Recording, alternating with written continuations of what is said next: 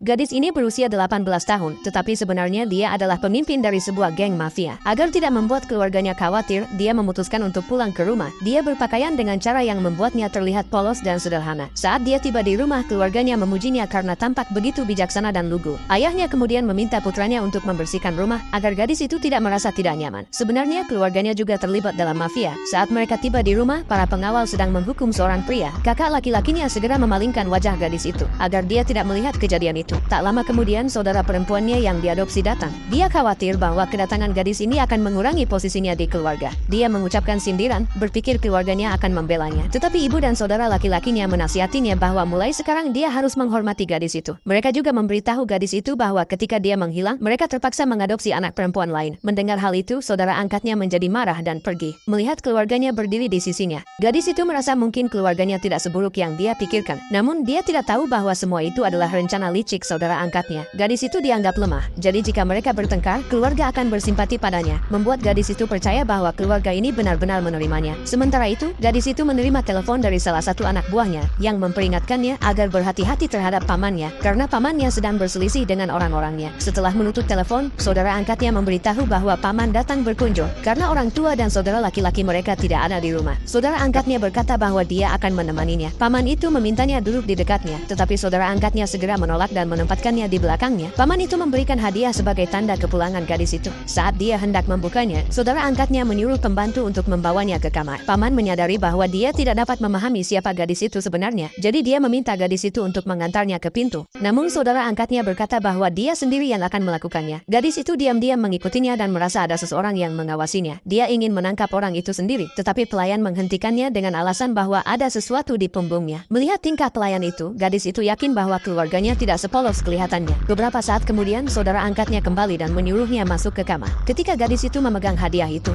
dia merasa lebih ringan dari sebelumnya. Di dalamnya hanya tersisa sebuah kalung. Dia mulai curiga bahwa ada sesuatu yang aneh di dalam rumah. Sementara itu, pamannya, yang menyadari bahwa misinya gagal, memerintahkan anak buahnya untuk mencari tahu identitas asli gadis itu. Dia memutuskan bahwa pada pesta berikutnya, dia akan mengungkapkan kebenaran di depan semua orang, dan menunggu bagian kedua.